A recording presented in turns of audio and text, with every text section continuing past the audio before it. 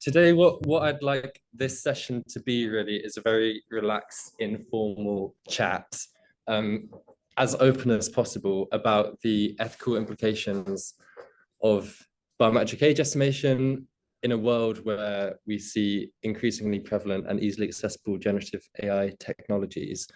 So this workshop is a kind of spin-off of the Project Defy work that's going on, and that's been talked about throughout the conference. So what that project is looking at is how can we understand where generative AI is being used in presentation and injection attacks against age estimation technologies, and what tools can we build to detect and defend against these attacks. As part of this, my name is George Billinge. I'm founder of Illuminate Tech. I was at Ofcom before, working on age verification and age estimation policy. And now my company basically looks at making sure that the technologies are implemented in a way which is ethical, responsible, et cetera, et cetera. So I thought we'd just open up the conversation to start with by talking about the kind of steps in determining where it's ethical to implement technology. And the first question for me is always, is this technology actually a necessary and proportionate intervention given the risk of harm that we're talking about? So I'll throw it open to the floor really, but yeah, the first question is, where is age estimation necessary and proportionate? Who is responsible for determining this? And how does the proliferation of easily accessible generative AI tools impact our decision-making around that?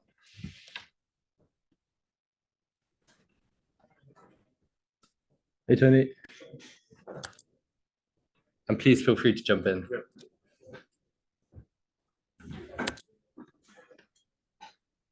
Hello. You take a seat anyway.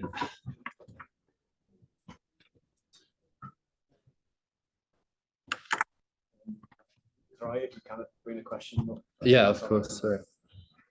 Oh, we might need to do that on this laptop.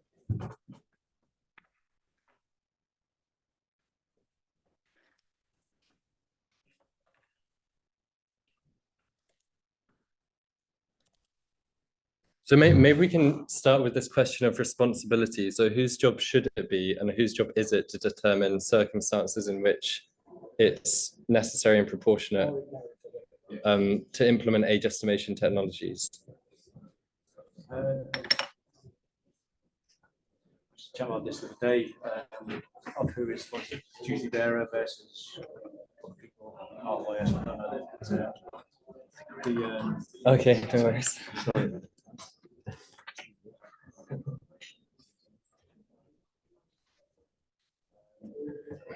The concept seems to be that your initial instinct is the country's regulator, that they're going to be the ones that decide which kind of industry is going to warrant the estimation.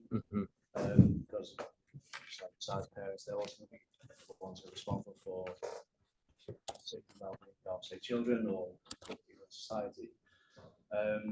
Is that kind of initially seen like a starting point of they get to decide, but then from that kind of human rights perspective, it depends on the country, right?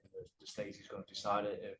If a dictatorship that decides one thing compared to a democracy that's more progressive in terms of who's involved and what's decided. You've got the users who get to dictate to their extent. So you've got people that actually use the technology and have a say of whether or not they think age estimation is necessary. You're going on the idea that most people are genuine and going to kind of the consensus is going to be a lot of people think this this technology or this kind of company needs age estimation. You think that there's something there. And sorry, I'm taking a lot of time here. No, please. I think because it's so nuanced, because then you could have like, well, what if you have like a portion of the population that, for whatever reasons, like political, religious, whatever, they think in certain extremes, and you think, well, the majority of they don't represent more progressive ideals, but Yeah, no, I think that makes a lot of sense, and it's definitely the starting point. So I suppose an example that might be useful to talk about in this context is if we have a privacy preserving form of, actually, let's move on to the second question for now, because I think that's going to help the conversation a bit. So how do the concepts of accuracy, robustness, reliability, and fairness influence ethical considerations? And how might the emergence of generative AI influence how we weigh up these concepts? So to give a bit of background to these concepts, the way I've conceived of this is accuracy, technical accuracy is how good is this technology at correctly determining the age of a particular individual from scanning the image of their face. Robustness is about how well the particular technology performs in different contexts across different devices. Reliability is about how the extent to which the technology can produce the same output when presented with the same input. And then fairness is about how well the technology performs on individuals of different backgrounds, so whether that's gender, race, age, etc., etc.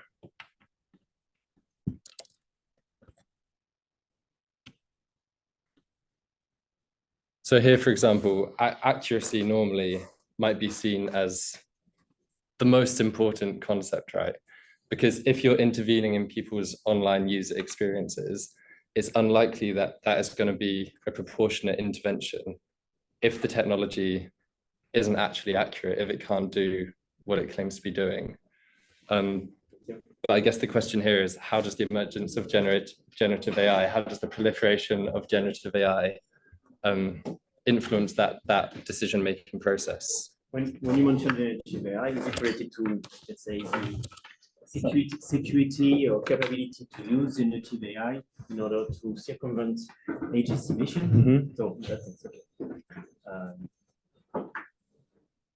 So I guess, and I'm just to set the scene, I'm not at all from expert on the age estimation side. I'm here because of the ISO meeting on the other side. Okay, great. But I'm more in the identity management space, cybersecurity authentication, biometrics as well. So being in biometrics, quite natural to ask myself a question on age estimation and things. But I'm more on this generally cybersecurity mature product. So that's why I was asking for security. Yeah. Something which is not clear for me is whether we can really decide without taking into account the context of use. Is it something which is about protecting an organization of having some persons accessing some resources that they do not access to just because of legal responsibility of the organization, or is it about protecting the end users? And probably sometimes they are connected, of course, but depending on the perspective that you take, and depending even of being more precise of the kind of use cases, probably the resilience to some adversary scenarios, to security threats will be different. If I take my cybersecurity expert out, I would say, well, if an age estimation solution does not come with a strong cybersecurity posture, at the end, it will be circumvented in a way or another if someone is motivated by circumventing it. So what would be the motivation? Depends on the context. Okay. So the level of threats depend on that. But definitely, it's there are also aspects related to ethics. And if you put something which is, from my perspective, if you put something which is not addressing the whole set of problems, and we may consider ourselves whether this is really an ethical decision to use those technologies. Well, it's hard to tell more, but I guess the question is also related to, in a way, well, there is ethics, but also privacy. Yeah, I mean, that's definitely part of these ethical considerations, because ultimately what we're saying is there are certain conditions where we're deciding to impinge on people's rights to a certain extent, right? That's what we do when we're saying we're going to implement these technologies to keep children safe online. We're deciding that in this particular context, it is necessary and proportionate to some extent infringe on certain users' rights. But then how do we make sure that that is actually proportionate in a world where generative AI is increasingly prevalent? Don't know if anyone else wants to come in. Andy, look at you. No, I agree. I mean, it's back to the argument of privacy versus social, isn't it? And that's going to be an ongoing argument for God knows how long. The EU have their own view, UK have their own view, America have their own view, and so on and so forth. To a point, it just comes down to the users. We can all come up with, we think safety overrides privacy, but it's down to the users, isn't it? If you actually look at it, especially with one of the big platforms, they went out and asked the users, what do you want from us? And they said, well, privacy, so they introduced end-to-end encryption. But it's the same users who are saying that, but we also want you to protect our children and we do this. So it's, well, which one do you want? And it's how can we find that balance?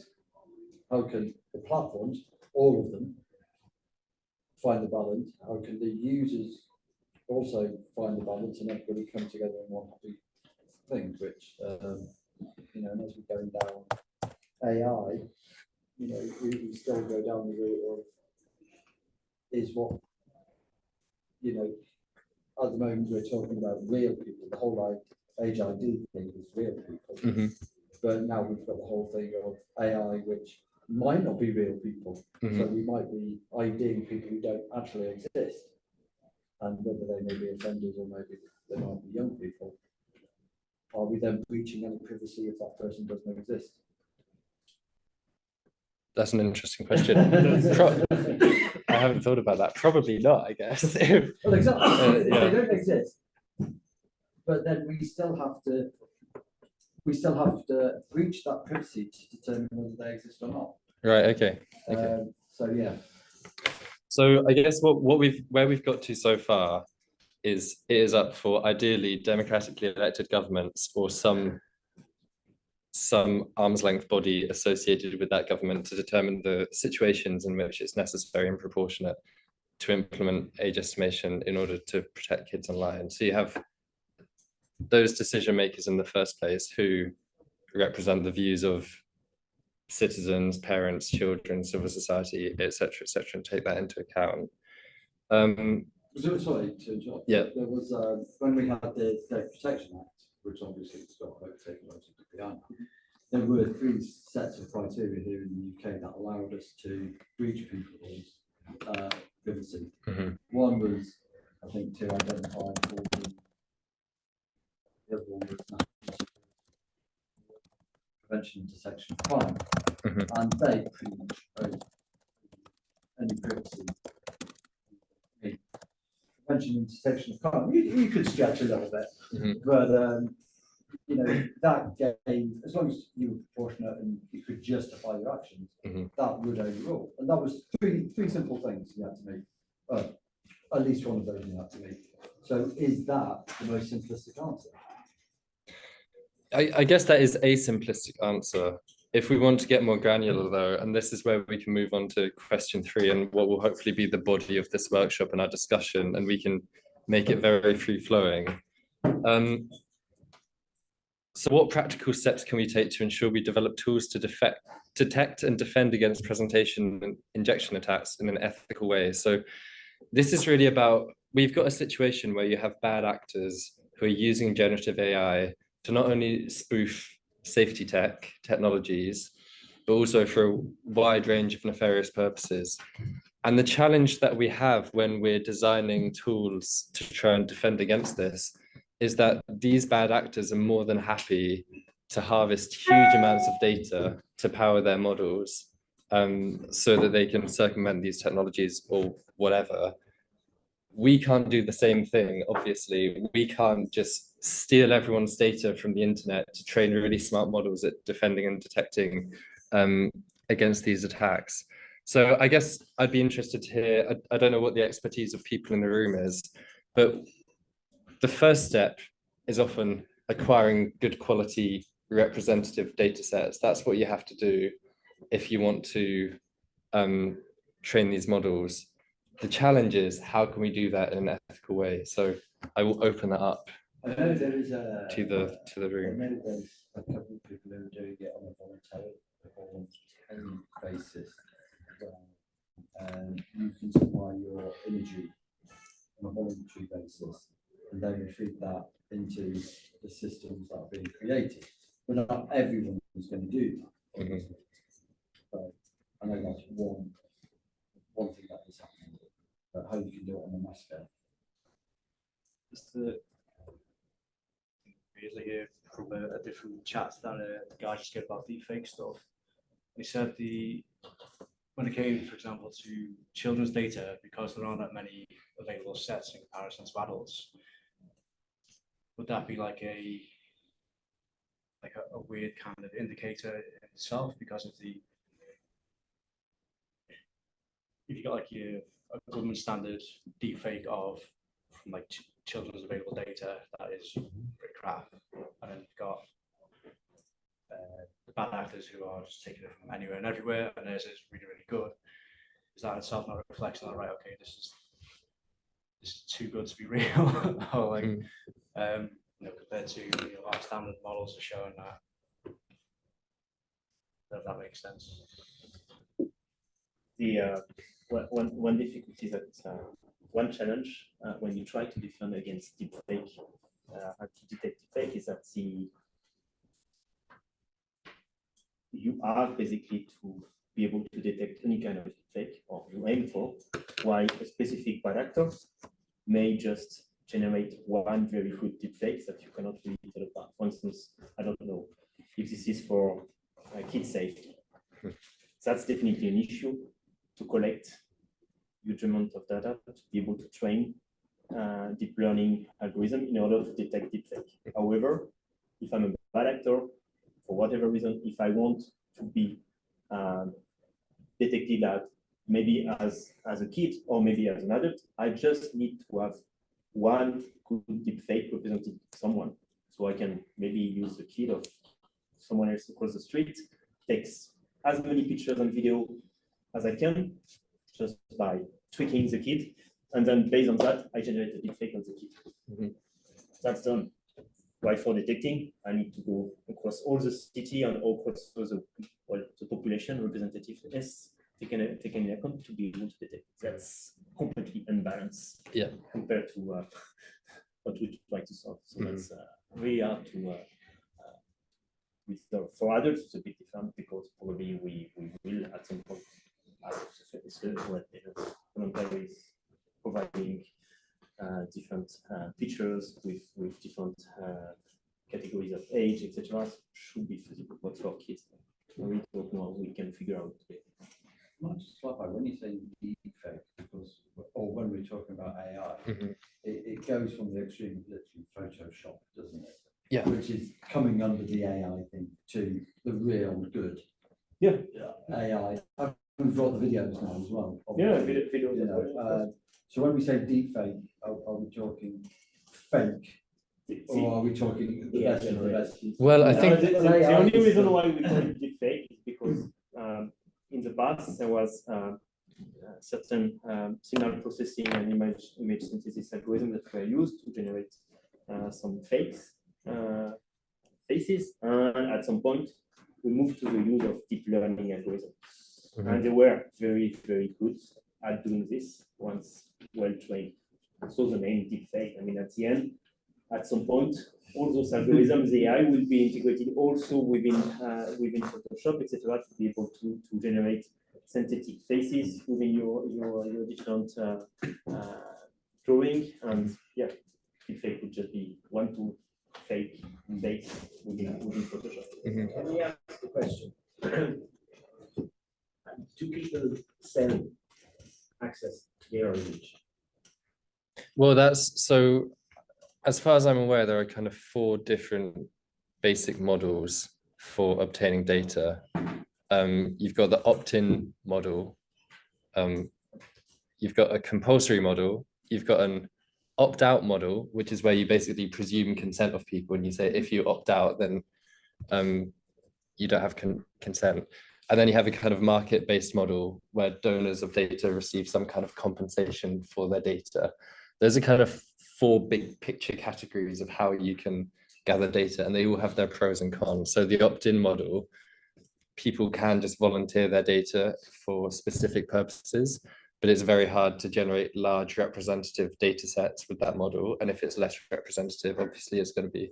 Sorry, go ahead. You know, from a trial actor perspective, you know, if you wanted to get access to kids, and you have access to kids in India, kids in South Africa, for instance, you know, like offering very little money, and you could get an identity there pretty easily. There are people selling image sets just to be used in AI. Well, to beat the system is what I'm thinking of. You know, that we, as a trial actor, I'm going to go now, I'm going to contact kids online, I'm going to get them to do whatever is necessary for them to sign up, but I take control of their account. Possibly. Yeah, Yeah. So did you have a question? It was more like a comment. There you were talking about presentation attack and gun. Gun are much newer than presentation attack detection. And I think that 15 years ago, we were talking about bad like that, right? We couldn't have data and so on. I think that by nowadays, bad is much more mature. We have much more data. And also one way how to train up models for this. Just you notice that there's a certain attack vector that is passing, and you reproduce that. For example, I don't know, there's a data set of IDEMIA for 3D masks, for example, which is very good. Or the celeb spoof, which is another data set that is very good for that. I think for gun, it's a bit more difficult right now because there are various kind of gun attacks. I don't know, style gun 3, for example, there are some data sets, and some companies are using it to generate this attack, but there are others. And the trick there is always what kind of artifacts they leave, because all of them will leave some artifacts. Some of them will leave some reflections in the eyes, inconsistencies. In video, you can notice always when you see a video, I say, this is an attack. Why is it? I don't know. Probably it's the shape of the border. There's something funny, right? But different algorithms will leave different sort of fingerprints. Perhaps one way how to do it is to start generating those attacks by saying, well, I don't know, a company has to generate those attacks. So we generate a bunch of these attacks and we train models against them. So that at the end of the day, an attacker, most of them will not be. Because to train a gun, it's if you were saying that it came from the IDEMIA, they work a lot on the stuff. It took them 10 hours, and it doesn't always get it right. Yeah. So the effort is huge. You have to be that guy is professor level. So you don't have many people that can generate this kind of attacks. But what I think we're gonna have to protect against is those companies which are generating these guns. And I think they are the way they are offering these gun attacks to people who want to do something bad. They're offering to us to protect against it. So just an idea. So. No, I mean it's a really interesting idea. I guess what are the potential? Are there any potential repercussions of generating lots of attacks? Repercussions just to train models. Just to train models to detect those kind of artifacts. That's the whole purpose of it. Yeah. So the way I see it, so either you do it, or your door is completely open for these attacks. Yeah. Okay. Great.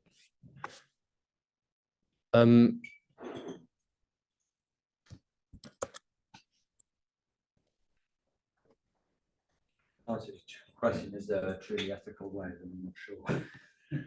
Well, that's the question, isn't it? And if there are, I guess one of the things we need to figure out is if, as you say, there are different levels of deep fake attacks.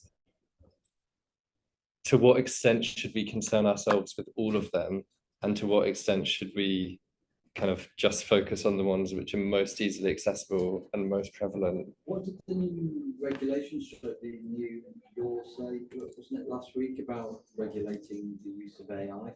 Did that come? I haven't, last week. Wasn't it? There was a signing, was it Australia, the UK signed some agreement about The UK and US, wasn't it? UK and US. Could be. signed. All right, yeah. About some new, how to deal with AI and ethical non. Yeah, I saw that. I'm not sure what the contents of it is. Yeah. Okay. Well, this has been really useful. Unless we have any further thoughts, we can wrap it up there. No, it's a tricky one. I mean, I just wonder whether, you know, you could do it where, you know, where people sign up for a platform or change the terms and conditions of the platforms, whatever those platforms are, there is something, not that anybody reads them, obviously, but, you know, your data may be used to train AI to identify, you know, criminal offences. So that would be the kind of opt-out model of I mean, data no one reads it collection. anyway, so let's be fair. But, Yeah. it is a, if anyone ever complains, oh, you've signed up. I'd be interested actually in people's views on what model of data collection they think is most appropriate, or is it not possible to say that because it's such a case-by-case situation? Yeah, it's something it's more difficult when it comes to children. Yeah. In particular, it's very difficult because you need to get consent. Yeah. Even to get consent from adults, you need consent, but from children, it's more complicated. So that is usually why